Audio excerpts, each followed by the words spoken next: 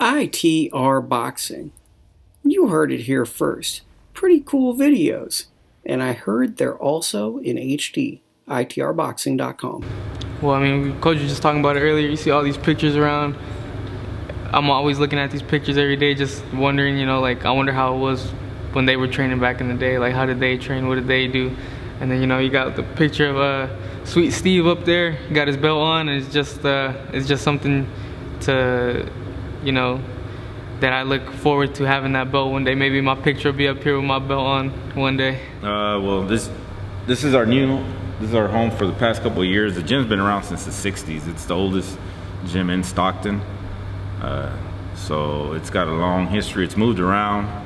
Manuel joined us when we were already here at this location, but we were in a couple miles down the road. Wherever the rent, we could afford the rent, that's where the gym would be. But the city and the police department got in a memorandum of understanding so that we could be housed here. This is on the south side of Stockton. It's the older part of Stockton. We definitely need it. There's no, like I said, this park isn't ran by the city, so it's all volunteer ran. And so it's got a lot of history. A lot of the guys that you'll see now, whether they're coaches or even the matchmakers and all that, they went through this actual gym, Stockton PYA, at some point or another. It was boarded up. The city wasn't using it, but it was a community center at one time. And then when the city had financial problems, this is one of the parks didn't make a cut. So I wanna have my picture on these walls for a long time, for, you know, so people know me, people know that, you know, I was here, I trained here, and, you know, I was made from here. But yeah, we still see that, you know, it's a fight town, and, you know, I've already getting to the point where some of the guys I train now their kids are, you know, maybe 5 years old or so, and they're like, oh, you know, a couple more years we're gonna bring them in. This is Western Ranch High School. This is where I graduated from just last year. And so Western Ranch is like a community on the outer parts of Stockton. I mean, it's still Stockton, you know, but it's like its own little community. It's, you know, we moved out here in 2008 when, you know, like, everybody was struggling and stuff, and so that's when we moved out here. And so yeah, so this is pretty much where I grew up. I mean, I was telling Coach right now, I came back before the end of last school year, you know, said hi to some teachers and stuff that I was cool with. But yeah, I mean, this is where I grew up, man. Got to put them on the map.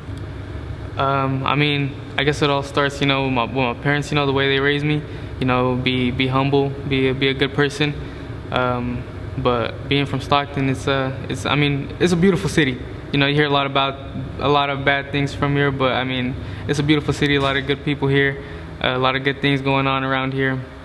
So. But Manuel's the first one under my program. I mean, I had boxers that moved on, like Aaron Coley. He was a part of our gym, but he moved on. So Manuel's the first one to be an amateur. You know, he was a 2-time bronze medalist at nationals, and then turned pro and stayed with the gym. So he's the first one that we have doing that. Whereas we've had a lot of guys that moved on from here from their amateur days and went pro somewhere else. So for me, that's great, and it's great for the program, because in the evening he trains with all the other guys that are here. You know, from the novice to our most experienced. And we have another kid going to state championships, so he served as a role model. When I'm in here, you know, I just try to be that good example for them. I try to work on the bag. I try to keep them focused, keep them on the bag, keep them working. If I see they're being lazy or something, you know, I try to give them a hard time about it. Tell them, hey, like, what are you doing? Come on. And then sometimes I'll be talking with them, and then somebody will come up to me and be like, hey, come on, what are you doing? So it's like we mess around with each other, we joke around, but it's all for, you know, for helping each other out and stuff. And so I don't see it as like I'm really like pushing them, because we're helping each other. But yeah, I do try to be that good example for them. One thing that we incorporated, I think, on our last national tournament, which was maybe almost 2 years ago, but we do 4-minute rounds with 40-second rest, as opposed to the normal 3 minutes, 30-second rest. And we just like to get that extra minute, especially sparring. This way, when guys come here and they spar, and, you know, they want to go 6-8 rounds, you know, they're usually training for an extra minute each round, and this shows. You can, you know, they perform pretty good under that. I'm looking so that people don't question me. So like, this next fight is gonna be against a good guy. You know, I'm gonna, you know, go in there, do my best, get the W, and maybe that'll take some question marks off me. You know, people are like, oh, is he real? Is he not? I wanna get that off. I want people to know that I'm real. So today, pretty much I just got up. Coach texted me I got a sport today, so I showed up today, 10 a.m., opened up gym. Got some rounds in, 8 rounds. But usually the sparring, we try to kind of simulate what's going to happen, so that's how we pick our sparring. He's orthodox boxer, he's from La Paz, Mexico.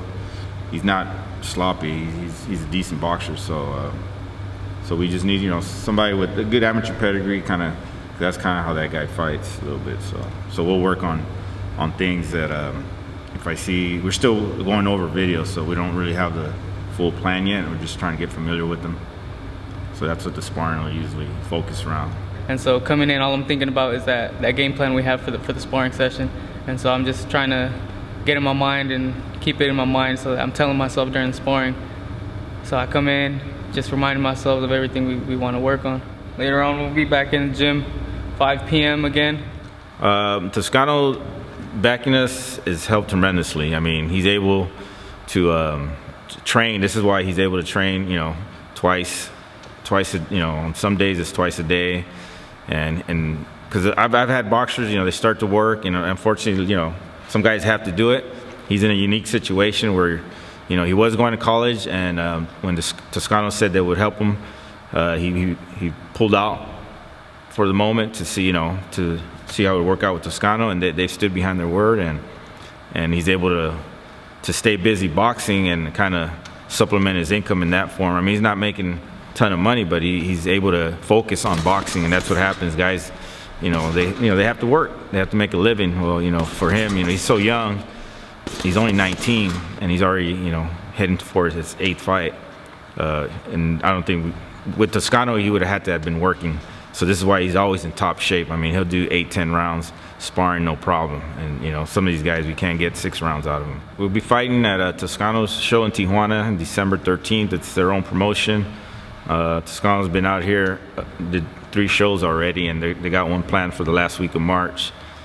So they're keeping us busy, and I think within the next year, if we can get him somewhere between 13, 15 fights, and like you said, that's where the fights start to get, you start separating, the cream from the crop.